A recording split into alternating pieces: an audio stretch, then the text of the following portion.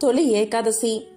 విష్ణుమూర్తి పాల కడలిపై యోగ నిద్రకు ఉపక్రమించే రోజు. ఈ రోజుకు ఎంతో విశిష్టత ఉంది. దరిద్ర బాధలతో బాధపడుతున్నవారు, విష్ణు సాహిత్యాన్ని కోరుకునేవారు ఈ తొలి ఏకాదశి రోజున విష్ణుమూర్తిని తప్పకుండా ఆరాధించాలి. అయితే తొలి ఏకాదశి వ్రతాన్ని ఏ విధంగా ఆచరించాలి, ఉపవాస దీక్షను ఎలా పాటించాలి, ఈరోజు ఏమీ తినకుండా ఉండలేని వారు ఏం పాటించాలి, ఏం తినాలి అనే విషయాల గురించి ఇప్పుడు తెలుసుకుందాం. తొలి ఏకాదశి వ్రతము అంటే ఉపవాస దీక్షను ప్రారంభించాలి అనుకునేవారు దశమి రోజు రాత్రి నుండే ఉపవాస దీక్షను ప్రారంభించాలి. ఉపవాస దీక్ష చేసినా చెయ్యకపోయినా ఎవరైనా సరే తొలి ఏకాదశి రోజున తెల్లవారుజామునే నిద్రలేచి కాలకృత్యాలు తీర్చుకుని ఆ తరువాత తల స్నానం చేసి శుభ్రమైన వస్త్రాలు కట్టుకుని నుదుటిన కుంకుమ ధరించాలి. ఆ తరువాత లక్ష్మీనారాయణల పటానికి లేదా వెంకటేశ్వర స్వామి పటానికి గంధము కుంకుమ బొట్లు పెట్టి అలంకరణ చెయ్యాలి. ఎందుకు అంటే విష్ణువు అలంకార ప్రియుడు, శివుడు అభిషేక ప్రియుడు. స్వామికి ఎంత అలంకరణ చేస్తే అంత ఇష్టం. ముందుగా ఆచమనం చేసి ఆవు నెయ్యి దీపాన్ని వెలిగించాలి. తొలి ఏకాదశి అంటేనే ప్రత్యేక పర్వదినం కాబట్టి ముందుగా వినాయకుణ్ణి పూజించాలి. ముందుగా పసుపు గణపతిని చేసి అందులో వినాయకుణ్ణి ఆవాహన చేసి ఆయనకు పూజలు చేసి నైవేద్యాన్ని సమర్పించాలి. స్వామికి అంటే వినాయకుడికి చిన్న బెల్లం ముక్క పెట్టినా సరిపోతుంది. ఆ తరువాత విష్ణుమూర్తిని తులసి మాలలతో అలంకరించాలి. విష్ణుమూర్తిని ఈరోజు తులసిలతో పూజించడం వల్ల అఖండ ఐశ్వర్యం సిద్ధిస్తుంది.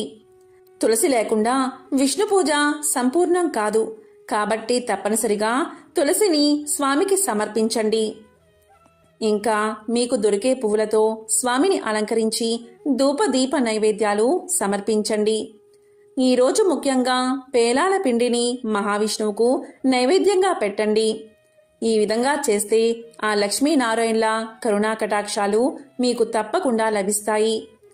అదేవిధంగా ఈరోజు గోధుమలతో చేసిన బెల్లం పరమాన్నాన్ని నైవేద్యంగా సమర్పించండి.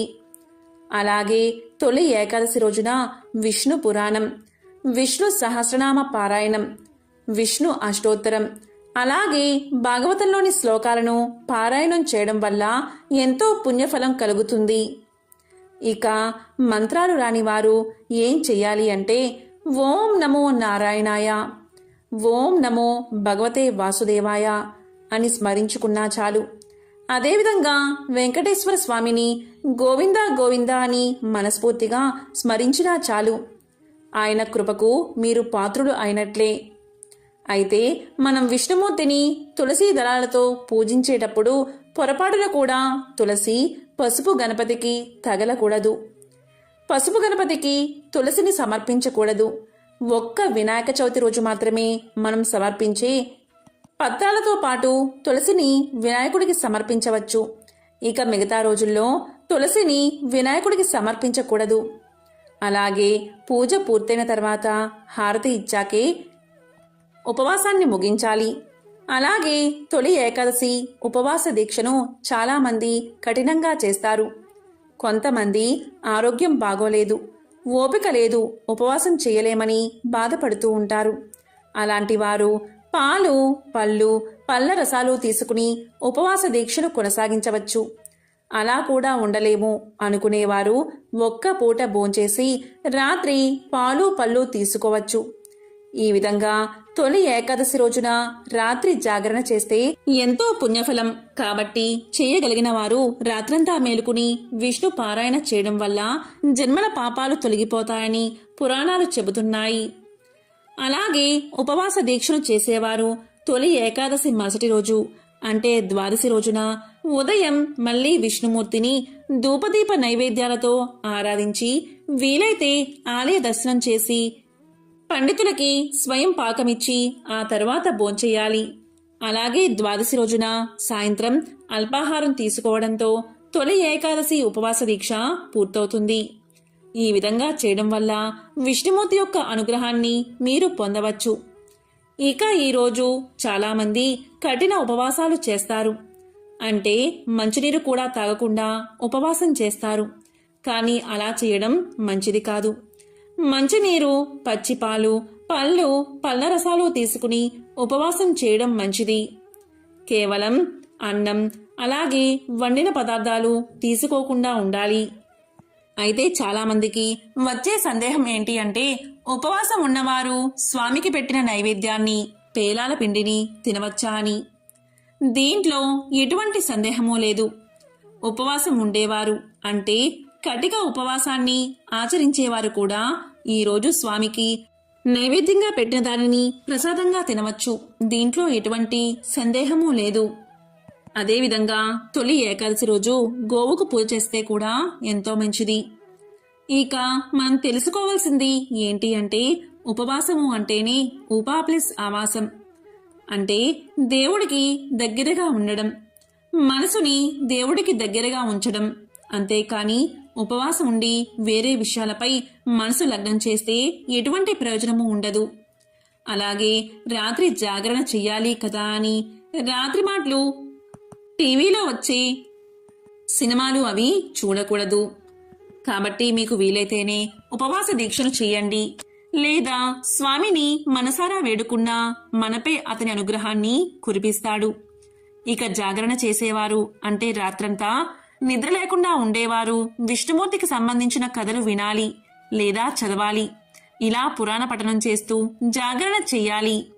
కాబట్టి తొలి ఏకాదశి రోజు లక్ష్మీనారాయణను ఈ విధంగా భక్తి శ్రద్ధలతో ఆరాధించి దారిద్ర్య బాధలను పోగొట్టుకుని విష్ణు సాన్నిధ్యాన్ని పొందండి. ఆషాఢ మాసంలో వచ్చే శుద్ధ ఏకాదశిని తొలి ఏకాదశి లేదా శయన ఏకాదశి అని పిలుస్తారు. ఈ తొలి ఏకాదశి రోజు ఎవరైనా సరే ఇంట్లో ఈ ఒక్క ముగ్గు వేస్తే చాలు, అష్ట ఐశ్వర్యాలు కలుగుతాయి. తొలి ఏకాదశి రోజు ఎవరైనా సరే విష్ణుకు సంబంధించిన ఆలయానికి వెళ్ళండి. శ్రీరాముడి ఆలయానికి లేదా శ్రీకృష్ణ పరమాత్మ ఆలయానికి లేదా వెంకటేశ్వరుడి ఆలయానికి, ఈ విధంగా విష్ణు సంబంధమైన ఆలయానికి వెళ్లి స్వామివారిని దర్శించుకోండి. ప్రత్యేకంగా ఆడవాళ్లు ఈ తొలి ఏకాదశి రోజున ఆలయానికి వెళ్లి విష్ణుమూర్తి ప్రాంగణంలో స్వస్తిక్ గుర్తు వేసి ముగ్గు పెట్టండి. తొలి ఏకాదశి రోజు ఆడవాళ్లు ఎవరైతే స్వామికి సంబంధించిన ఆలయానికి వెళ్లి రంగులతో స్వస్తిక్ గుర్తు వేసి ముగ్గును తీర్చిదిద్దుతారో అలాంటి వారికి సకల శుభాలు కలుగుతాయి. ఈరోజు మీరు గోపూజ చేస్తే అద్భుత ఫలితాలు మీకు కలుగుతాయి.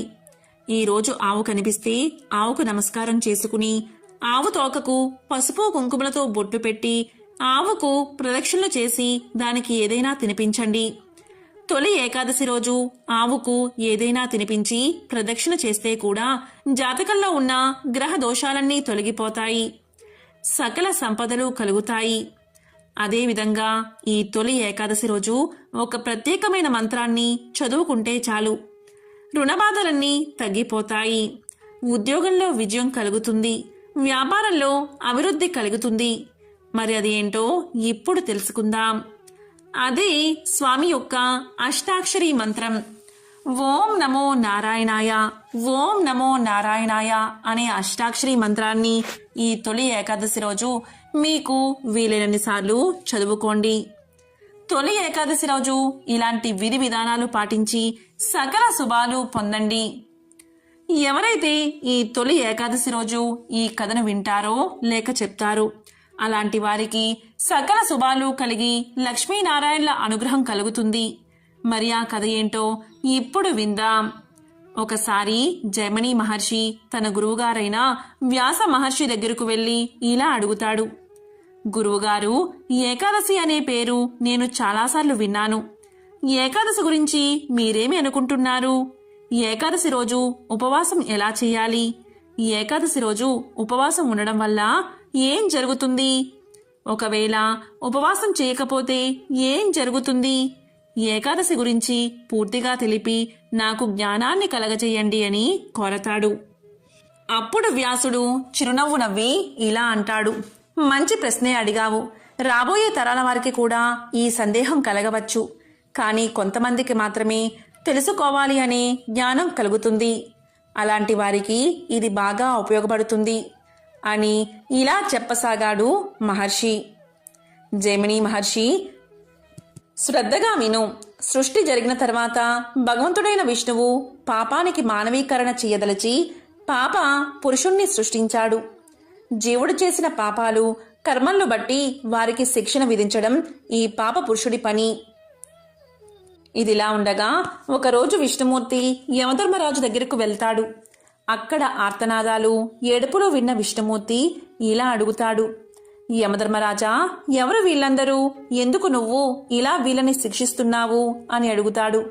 అప్పుడు యమధర్మరాజు ఇలా చెప్తాడు, స్వామి, మీరు పాప పురుషుణ్ణి సృష్టించారు కదా, అతను తన ధర్మాన్ని, కర్తవ్యాన్ని నెరవేరుస్తున్నాడు. ఎవరైతే పాపాలు చేస్తారో వారికి శిక్షణ ఇస్తున్నాడు అని తెలియచేశాడు. అప్పుడు విష్ణువు ఇలా అంటాడు, మరి వాళ్ళందరికీ ఆ పాపాల నుండి విముక్తి ఎలా కలుగుతుంది అని అడుగుతాడు. దానికి యమధర్మరాజు ఇలా సమాధానం చెప్తాడు, స్వామి, నాకేం తెలుస్తుంది, మీరే జగన్నాథుడు, మీరే చెప్పాలి అంటాడు. అప్పుడు శ్రీ మహావిష్ణువులో ఉన్న కరుణ ఒక స్త్రీ రూపాన్ని దాలుస్తుంది. ఆమె ఇలా పలుకుతుంది, ఎవరైతే ఈరోజు నా ప్రభువును స్మరిస్తారో, ఎవరైతే ఈరోజు నా ప్రభువును ఆరాధిస్తారో వారి వారి పాపాల నుండి విముక్తిని పొందుతారు. ఇదే నా వాగ్దానమని పలుకుతుంది. ఇది విన్న యమలోకంలో ఉన్న పాపులందరూ విష్ణుమూర్తిని ప్రార్థించి వారి వారి పాపాల నుండి విముక్తిని పొందుతారు. అప్పుడు కరుణను విష్ణుమూర్తి ఇలా అడుగుతాడు, నీవు ఎవరు, నిన్నెవరు పంపించారు అని. దానికి కరుణ ఇలా సమాధానం చెప్తుంది, స్వామి, నేను మీ దాసిని, ఏకాదశిని, మీ సేవలో నేను ఒక దానిని అని పలుకుతుంది. మీలోని కరుణ స్త్రీ రూపం దాల్చితే అదే నేను. దయచేసి మీరు నాకు అనుమతి ఇవ్వండి. విశ్వంలో ఈరోజు ఎవరైతే మిమ్మల్ని ప్రార్థిస్తారో వారికి పాపాల నుంచి విముక్తి కలిగేలా, ఈ యమలోకంలో ఉన్న పాపులు వారి పాపాల నుండి ఎలా విముక్తిని పొందుతున్నారో అలాగే విశ్వంలో అందరికీ వారి పాపాల నుండి విముక్తి కలిగించే అవకాశం ఇవ్వండి అని కోరింది. అంతటా విష్ణుమూర్తి ఆమె కోరికను అంగీకరిస్తాడు. దీని గురించి తెలిసిన జీవులందరూ విష్ణుమూర్తిని ప్రార్థించి వారి వారి పాపాల నుండి విముక్తిని పొందుతారు. ఇది చూసిన పాపపురుషుడు ఇలా పలుకుతాడు, స్వామి, అందరూ మిమ్మల్ని స్మరించి వారి వారి పాపాలను తొలగించుకుంటున్నారు. మరి నేనేం చెయ్యాలి? నా పుట్టుకకు అర్థమేముంది? జీవులు పాపాలు చేసినా మిమ్మల్ని స్మరించి పాప విముక్తిని పొందుతున్నారు అని అడగగా దానికి మహావిష్ణువు ఇలా చెప్పాడు, పాపపురుష, ఇక నీ అవసరం లేదు, నా రాజ్యాన్ని వదిలి వెళ్ళిపో అని అన్నాడు. దానికి పాపపురుషుడు ఇలా పలుకుతాడు, స్వామి జగన్నాథ, స్థితికారక, నేను ఎక్కడికి వెళ్ళాలి స్వామి అని దీనంగా అడుగుతాడు. దానికి మహావిష్ణువు ఇలా చెప్తాడు, ఎప్పుడైతే ఏకాదశి తన కర్తవ్య నిర్వహణలో ఉండదో అప్పుడు నీవు నీ ధర్మాన్ని నెరవేర్చు. ఎప్పుడైతే ఆమె అధికారంలో ఉంటుందో అప్పుడు నీవు ఎక్కడికైనా వెళ్ళి దాక్కో అని అంటాడు విష్ణువు. దానికి పాపపురుషుడు, స్వామి, ఎక్కడ తలదాచుకోను అని అడుగుతాడు. దానికి మహావిష్ణువు ఇలా చెప్తాడు, ఏకాదశి రోజు నీవు ధాన్యాల్లోకి వెళ్ళి దాగు అంటాడు. ఆ విధంగా శ్రీ మహావిష్ణువు చెప్పిన విధంగా పాపపురుషుడు ధాన్యంలోకి వెళ్ళి దాక్కుంటాడు, అంటే ఆహారంలో దాక్కుంటాడు. అందుకే ఏకాదశి రోజు అన్నం తినడం పాపమని పెద్దలు చెప్తూ ఉంటారు. అప్పుడు వ్యాసుడు ఇంకా ఇలా తెలిపాడు, మనకు ఉండే 11 సూక్ష్మ జ్ఞానాలు పరమాత్ముని మీద లగ్నం చేయడమే ఉపవాసం వెనుక ఉన్న ఉద్దేశం. ఏకాదశిలో ఏక అంటే 1, దశ అంటే 10, మొత్తము కలిపి 11. దీంట్లో 5 కర్మేంద్రియాలు, 5 జ్ఞానేంద్రియాలు, 1 మనసు, మొత్తము కలిపి 11. ఈ 11 సూక్ష్మ జ్ఞానాలతో మహావిష్ణువుకు దగ్గరగా ఉండడమే ఏకాదశి ఉపవాసం. ఈరోజు నిద్ర తిండి మానేసి 11 జ్ఞానేంద్రియాలను భగవంతుడిపై లగ్నం చేయండి. అలా చేస్తే సకల శుభాలు కలుగుతాయి అని వ్యాసుడు భరద్వాజుడికి తెలియచేశాడు. కాబట్టి ఎవరైతే ఈ పవిత్ర కథను విని రావి ఆకులతో ఈ పరిహారాన్ని చేస్తే చాలు, సకల పాపాలు తొలగిపోయి సకల శుభాలు కలుగుతాయి.